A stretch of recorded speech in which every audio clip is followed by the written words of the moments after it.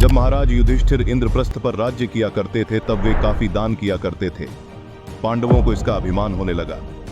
भीम अर्जुन ने कृष्ण के समक्ष युधिष्ठिर की प्रशंसा शुरू की। वे बहुत बड़े दानी है। लेकिन कृष्ण ने उन्हें बीच में टोका और कहा कि हमने कर्ण जैसा दानवीर आज तक नहीं देखा। पांडवों को यह बात पसंद नहीं आई। तब कृष्ण कहा कि कोई बात नहीं, समय आने पर मैं इस बात को सिद्ध कर दूंगा। कुछ ही दिनों बाद एक याचक युधिष्ठिर के पास आया और बोला, महाराज, मैं आपके राज्य में रहने वाले एक ब्राह्मण हूं और मेरा व्रत है कि बिना हवन किए मैं कुछ भी खाता नहीं हूं।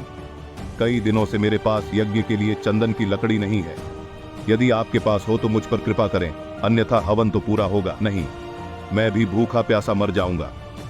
युधिष्ठिर ने तुरंत कोषागार के कर्मचारी को बुलवाया और कोषागार से चंदन की लकड़ी देने का आदेश दिया। संयोग से कोषागार में सूखी लकड़ी नहीं थी। तब महाराज ने भीम और अर्जुन को चंदन की लकड़ी का प्रबंध करने का आदेश दिया। लेकिन काफी दौड़ धूप के बाद भी सूखी लकड़ी की व्यवस्था नहीं हो पाई।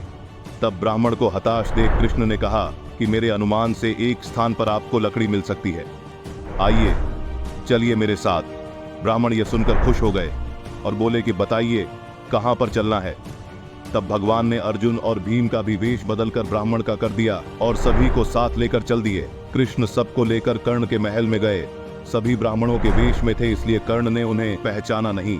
याचक ब्राह्मण ने जाकर लकड़ी की अपनी वही मांग दोहराई। कर्ण ने भी अपने भंडार के मुखिया को बुलवाकर सूखी लकड़ी देने के लिए कहा, लेकिन वहां भी सूखी लकड़ी नहीं थी। ऐसे में ब्राह्मण निराश हो गए और अर्जुन और भीम प्रश्नवाचक निगाहों से भगवान कृष्ण की तरफ देखने लगे। लेकिन श्री कृष्ण अपने चिर परिचित मुस्कान लिए चुपचाप बैठे रहे। तभी कर्ण ने कहा, हे ब्राह्मण देव, आप निराश न हो, एक उपाय है मेरे पास। कर्ण ने अपने महल की खिड़की दरवाजे में लगी चंदन की लकड़ी काट काट कर ढेर लगा दी। फिर ब्राह्मण से कहा, आपको जितनी लकड़ी चाहिए कृपया ले जाइए। कर्ण ने लकड़ी ब्राह्मण के घर पहुंचाने का भी प्रबंध कर दिया। ब्राह्मण कर्ण को आशीर्वाद देता हुआ लौट गया। पांडव और कृष्ण भी लौट आए। वापस आकर भगवान ने कहा कि साधारण अवस्था में दान देना कोई विशेषता नहीं है। असाधारण परिस्थितियों में किसी के लिए अपने सर्वस्व को त्याग देने का नाम ही दान है। अन्यथा हे युधिष्ठिर, चंदन की लकड़ी की खिड़की द्वार तो आपके महल में भी है।